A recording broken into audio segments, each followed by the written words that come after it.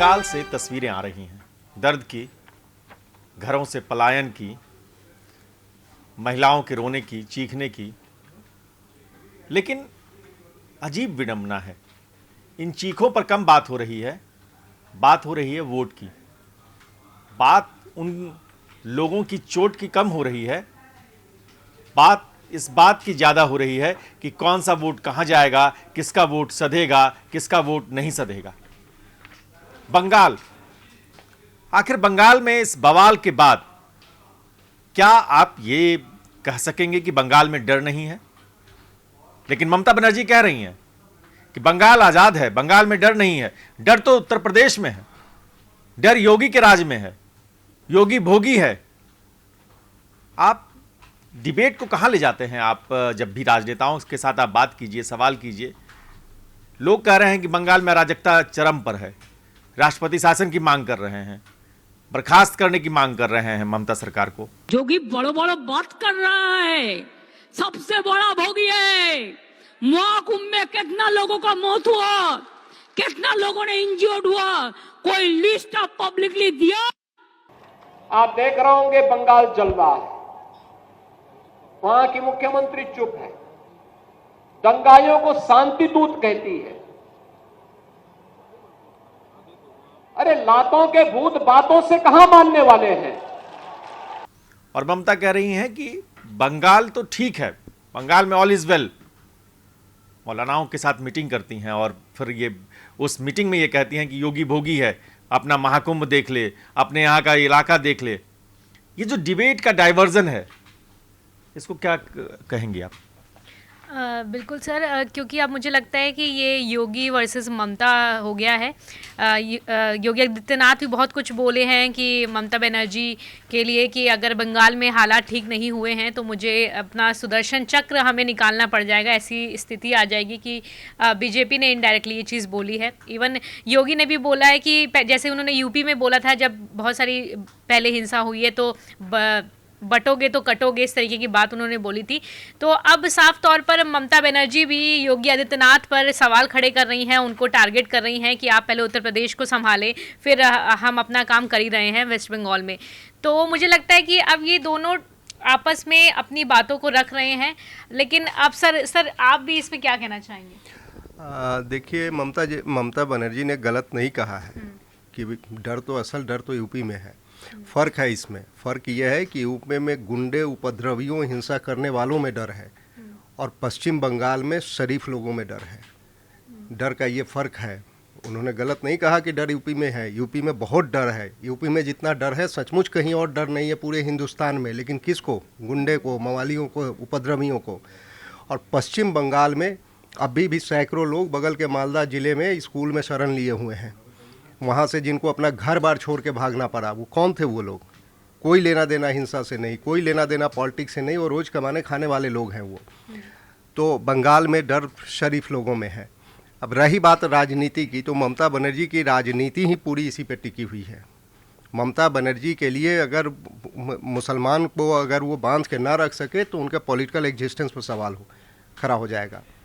Actual समस्या उनको इसलिए है, और सत्ता के आगे तो बाकी सब चीज़ को मानवीयता की बात बेकार है उसमें। एक चीज़, ये जो योगी और ममता की डिबेट चल पड़ी है, आप कमेंट करके जरूर बताइए कि ये जो बात कर रहे हैं शैलेंद्र जी कि उत्तर प्रदेश में अपराधियों में, हिंसा करने वालों में और ऐसे तत्वों में जो कानून को ठेंगे पे रखते हैं उनमें डर है, और बंगाल में उनमें डर है जो रोजी रोटी कमा रहे हैं, जो अपना घर चला रहे हैं, जो हिंदू आस्था में यकीन करते हैं, जिन्हें ये लगता है कि वो वक्फ कानून केंद्र ने बनाया, उससे उन गरीब लोगों का क्या लेना देना है जो मुर्शिदाबाद में रहते हैं। आप उनको क्यों अटैक कर रहे हैं? आप कोर्ट जाइए, आप कचहरी जाइए।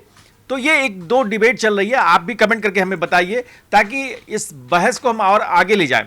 दूसरी बड़ी खबर जो है, योगी ने फिर काउंटर अटैक किया ममता पे कि आप जो है जिन्ना और बाबर, इनकी फिक्र में ज्यादा है विपक्ष, इन पर आंसू बहाता है, इन पर सवाल करता है। ये जो लोग हैं ये मुर्शिदाबाद की हिंसा पर मौन हो जाते हैं। वो चाहे उनका इशारा राहुल गांधी पर है, उनका इशारा अखिलेश यादव पे है, उनका इशारा ऐसे लोगों पे है जो विपक्ष के साथ इंडिया गठबंधन में खड़े हो जाते हैं और वो ये कहते हैं कि हम धर्मनिरपेक्ष राजनीति करते हैं। धर्मनिरपेक्ष राजनीति सही है, लेकिन गलत को गलत कहना, सही को सही कहना अगर आप नहीं सीखेंगे तो आप इसी तरह से दरकिनार किए जाएंगे, हाशिए पे चले जाएंगे। शैलेंद्र जी, क्या एक बार फिर मुर्शिदाबाद पर जो मौन है इंडिया गठबंधन की तरफ से, अखिलेश की तरफ से, राहुल गांधी की तरफ से, क्या घातक होने जा रहा है इनके लिए? नहीं, इनके लिए घातक तो होगा, क्योंकि समाज का एक बड़ा तबका है जो इनके इन स्टैंड को बहुत केयरफुली, बहुत संवेदनशील तरीके से वॉच कर रहा है। लेकिन परेशानी क्या है इनकी? मूल परेशानी ये है कि इन्हें इन सब की नज़र जो है वो मुस्लिम वोट बैंक पे है। इसमें से कोई आदमी ऐसा नहीं है जो कुछ बोल करके अपने वोट बैंक को नाराज़ करना चाहता है। बंगाल में देखिए, ममता की लड़ाई मुस्लिम वोट बैंक के लिए है, कांग्रेस की लड़ाई मुस्लिम वोट बैंक के लिए है। आप काफ़ी हद तक जो लेफ़्ट पार्टीज़ हैं उनकी नज़र मुस्लिम वोट बैंक पे है। ये मुस्लिम वोट बैंक पहले लेफ़्ट की ही तो हुआ करती थी, जो ममता की तरफ शिफ्ट हो गई। तो ये कुल लड़ाई ये है, उन्हें मालूम है कि अगर कोई स्टेटमेंट दिया या कोई स्टैंड ऐसा लिया या जेन्युइन बात बोली कई बार, तो फिर कहीं हमारा ये वोट बैंक नाराज ना हो जाए। कांग्रेस के लिए, कांग्रेस नेशनल पार्टी है, उसके लिए दिक्कत ये है कि उसको सिर्फ बंगाल में नहीं, उसे केरला भी देखना है, उसे बेंगलोर भी देखना है, उसे कर्नाटका भी देखना है, उसे पूरे इंडिया में देखना है। तो कांग्रेस की नज़र पूरे भारत में मुस्लिम वोट बैंक पे है। तो कांग्रेस की चुप्पी इसलिए है। बाकी जो रीजनल पार्टीज हैं, अब ममता बनर्जी के लिए बंगाल में मुस्लिम वोट बैंक उतना मायने रखता है, उसी तरह से ये उत्तर प्रदेश में अखिलेश यादव के लिए मायने रखता है। मुस्लिम वोट बैंक को निकाल दे तो अखिलेश की राजनीति खत्म हो जाएगी। एक चीज शैलेंद्र जी, आपके पास मैं फिर लौटूंगा। मिथुन दा बंगाल के बड़े चेहरे हैं, वो कह रहे हैं कि हिंदू खिचड़ी खा रहा है, हिंदू प्रताड़ित हो रहा है, हिंदू के लिए अब खतरा पैदा हो गया है और ममता बनर्जी उनकी सुध नहीं ले रही हैं। आखिर क्या कैंप में जाकर जो हिंदू खिचड़ी खा रहे हैं, खिचड़ी खाने को मजबूर हैं, उनकी सुध बंगाल प्रशासन को नहीं लेनी चाहिए? क्या बंगाल प्रशासन, जो अरुण साव कह रहे हैं कि पुलिस और प्रशासन को गिरवी रख लिया गया है वोट बैंक के लिए, क्या वो सही कह रहे हैं? जो नित्यानंद राय गृह राज्य मंत्री कह रहे हैं कि ये जानबूझकर नेग्लेक्ट किया जा रहा है मेन मुद्दे को, एक अराजक स्थिति है बंगाल में, क्या कहेंगे शालिनी? बिल्कुल सर, मुझे भी जो खिचड़ी वाली बात जो मिथुन दा ने भी बोली है, क्योंकि वो बंगाल की, आपने जैसे कि बताया, बड़े चेहरे रहे हैं, तो उन्होंने एक साफ तौर पर ममता बनर्जी को घेर लिया है इस मामले पे और उन्होंने बोला है कि ममता बनर्जी कोई तरीके का एक्शन नहीं ले रही हैं, वो वेस्ट बंगाल के लायक नहीं है। इस तरीके की चीज़ें उन्होंने अपने बयान के ज़रिए कहना चाहा है कि बंगाल में हिंदू जो लोग हैं वो कहीं ना कहीं उनको भगाया जा रहा है। एक तरीके से उनका ये कहना है इनडायरेक्टली कि हिंदुओं को एक सुरक्षा नहीं मिल पा रही है। और दूसरा उन्होंने ये भी बोला है इनडायरेक्टली कि बांग्लादेशी लोगों का हाथ है इस हिंसा में। और बाकी तो ममता बनर्जी का अभी इस पे साफ बयान कोई आया नहीं है मिथुन दा के बयान के बाद, लेकिन ये एक बड़ा मुद्दा है। नित्यानंद राय ये भी कह रहे हैं कि ममता में कोई ममता नहीं है, वो क्रूर हो गई हैं। वो सीएम की कुर्सी पर बैठकर कोई व्यक्ति कैसे इतना एक तरफा बयान दे सकता है? आप ये समझिए कि मुर्शिदाबाद की जो घटना है, इसके अलावा भी कई और इलाकों में कुछ कुछ सुगबुगाहट है। आपको शैलेंद्र जी क्या लगता है कि एक सीएम होने के नाते क्या जिम्मेदारी होनी चाहिए ममता बनर्जी की इस समय? नहीं, किसी भी सीएम की जिम्मेदारी ये है कि सबसे पहले जो हिंसा कर रहे हैं, जो लोग सड़क पर उपद्रव कर रहे हैं, जो लोग घरों में घुस के लूटपाट और रेप की घटना को अंजाम दे रहे हैं, सबसे पहले तो उनसे उसी सख्ती से निपटे जिस सख्ती की अपेक्षा की जाती है। उनसे सख्ती से निपटे। एक बार अगर वो सख्ती से निपटना शुरू करेंगे, ये चीज़ें बहुत जल्द कंट्रोल में आएंगी। लेकिन हम देखें क्या देख रहे हैं हम, जब तक ये चीज़ पूरे शबाब पे था, लूटपाट चल रही थी, हिंसा चल रही थी, चुन चुन के हिंदुओं के घरों को निशाना बनाया जा रहा था, ममता बनर्जी चुप थी। जब देखा कि भाई अब डैमेज ज़्यादा होने लग रहा है तो कंट्रोल करने के लिए बाहर आई, कही कि हम हिंदू मुसलमान नहीं करते, ये दिखना चाहिए, आप नहीं करती हैं, ये कहने से नहीं होगा, ये आपके एक्ट में दिखना चाहिए। ये कोई पहली घटना नहीं है बंगाल में, जब इस तरह से हिंदू भागने लगे और ये करने एक लगे। चीज शैलेंद्र जी आपसे और समझेंगे कि जब भी हिंदू मुसलमान की बात आती है, जब भी दुर्गा पूजा में आप विसर्जन को लेकर बड़ा बवाल मचा था, तब भी इसने ममता जी ने कहा था कि नहीं आप थोड़ा सा टाल दीजिए या अलग अलग तारीख कर लीजिए। तो क्या आपको लगता है कि वो एक सोची समझी सी रणनीति के तहत हमेशा एक ऐसा पक्ष लेती हैं जिससे उनका वोट बैंक इंटैक्ट रहे, वो नहीं छिटके, बाकी शासन प्रशासन न्याय ये सब चीज़ें जो हैं वो बगल में रख देती हैं, ऐसा लग रहा है आपको? जी बिल्कुल ऐसा ही है। असल में उनको एक मैसेजिंग के लिए वो इस तरह के स्टेटमेंट का इस्तेमाल करती हैं। उनको मैसेज ये देना होता है मुस्लिम कम्युनिटी में कि तुम किसी को और को ले आओ, मेरे जितना प्रोटेक्शन तुम्हें कोई नहीं देगा, मेरे इतना फेवर तुम्हें कोई नहीं देगा।